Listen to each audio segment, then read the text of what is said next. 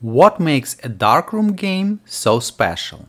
Well, it's an open source, text-based, role-playing adventure game. Or in other words, it's one of those games that can be easily categorized. It begins like a classic idle game, which is why I feature it on this channel. Yet, it also can be played very actively, leaving little room for idling. The game can be completed in a few hours, and even speedrun in about 40 minutes, or enjoyed over several days for a thoughtful and meditative gaming experience. It doesn't overwhelm you with an extensive list of options right from the start, but the longer you play, the more actions become available, gradually unfolding the depths of the gameplay. So today, folks, we will play a darkroom from the beginning all the way to the end. As a game developer striving to craft my own ideal idle incremental game, I relish exploring gems created by others, to uncover the tricks, techniques, and mechanics they use to make the game truly engaging and fun. Without further ado, let's delve in. You start as a character awakening in a cold dark room after a mysterious event. Initially, the player can only light and stoke a fire in the room. I'm in a dark room, the fire is dead, the room is freezing, so I try to light fire. I light fire, the light from the fire spills from the windows out into the dark. Yeah, the fire is burning and now I can stoke fire. Stoke fire, the fire is roaring. Shortly afterward, a woman stumbles into the room and collapses. In an effort to keep the fire alive, you discover that stoking the fire requires wood, your first and most crucial resource. The game then provides an option to go to a nearby forest to gather wood. At this point, you are essentially switching between two tabs, a firelit room and a silent forest. Your primary actions involve gathering wood and using it to stoke the fire. Eventually, the woman regains her consciousness and reveals that she is a builder who can assist you in establishing a village of wanderers to settle in. With her abilities revealed, you unlock options to build a trap and a cart.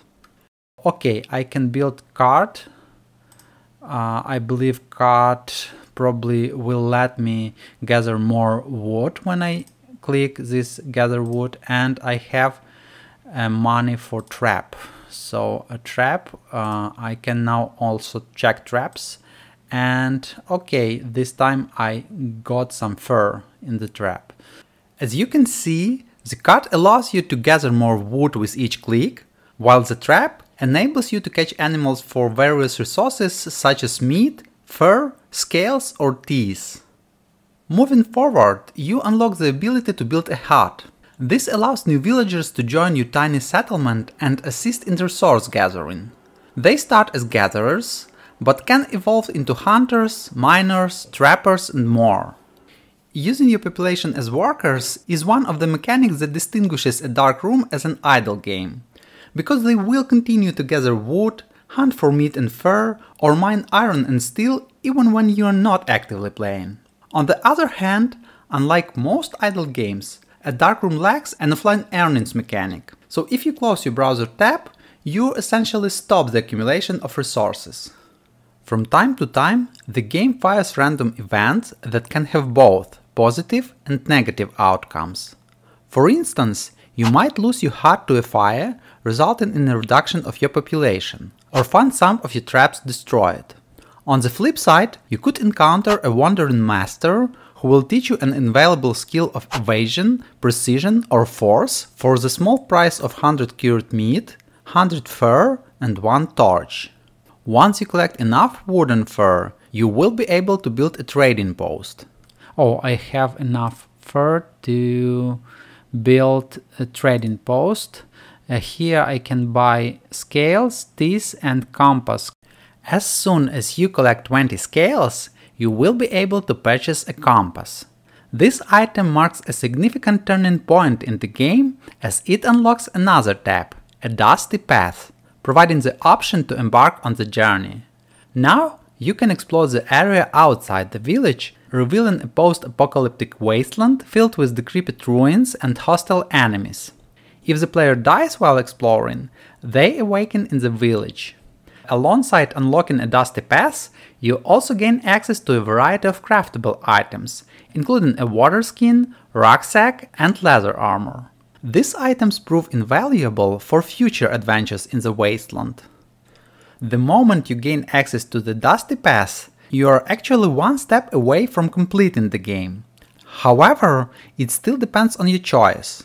From now on, you can either choose a more active playstyle by embarking on the journey as soon as possible and gradually paving your way to the crashed starship, or you can continue with a more idle playstyle, slowly discovering different places on the map, conquering enemies, capturing mines to gather more resources, and so on.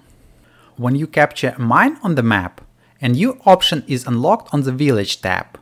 For example, once you successfully conquer all the enemies in the coal mine, you can assign your workers to mine coal for you.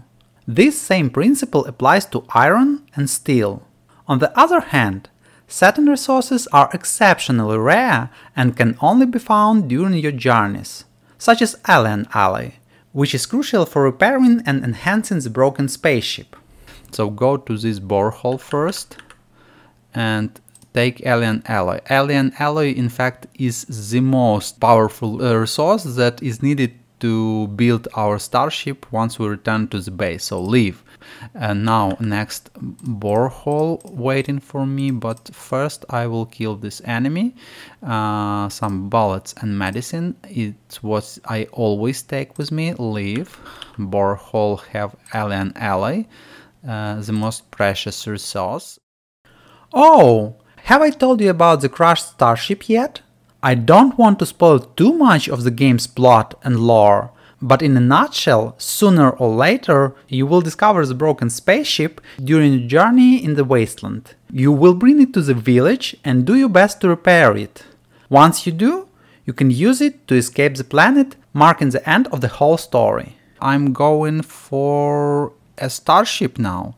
As you can see on this map, a crashed starship is indicated with the letter W and salvage. I guess I got a starship. So now when I return to base, I will be able to have my starship in it and travel. And as you can see, the new tab appeared, which is titled an old starship. So if I get there, I can upgrade its hull and engine. But before I show you how I escaped the planet, heading into outer space, let's analyze what makes a dark room so special. One of the main features that makes the game both engaging and not too overwhelming is the gradual unlocking of different options. In a dark room, you gradually unlock parts of the user interface as you progress. Just compare the starting screen to the endgame look of the firelit room. I also use this kind of revealing gameplay in my game Get a Little Gold. I don't show the entire set of options from the beginning, but rather open them slowly as the game progresses. At the beginning, the player has only the floating stone called the gold generator. However, the endgame user interface is much more packed with buttons and different UI elements. Another feature that I also appreciate is the blending of mechanics where you initially build your base or village, and then venture into the wasteland to conquer various enemies and gather resources for your base. This second mechanic, exploring the wasteland, is not idle in any way. It is 100% active. However, between your journeys, you can idle quite a bit, allowing your workers to gather some resources for you. Just remember to keep the browser window open as the game doesn't progress if you close it. I guess this video marks the beginning of a new category on this channel, where I will review and explore other great idle games. Let me know if you like this idea. Also, make sure to subscribe to this channel if you don't want to miss the next video. And if you know any fantastic idle incremental games, perhaps your favorite one, that you think should be considered for review, don't hesitate to let me know in the comments. Now, as I promised, the final flight. Are you ready? Let's go! Okay. Feeling okay, feeling alright. Just need to avoid this debris Currently it's easy, but not as easy as it almost got it. Almost got me. No. 5 health. As you can see, I'm approaching something. I'm almost finished the game. Would it be possible for me to finish it already? Okay, I just can stay in this corner, and it looks like almost nothing hit me, but something hit me already. Would I be able to? It's hard. It's harsh. 3, 2. Just a little bit more. 1. Yay! I finished the game.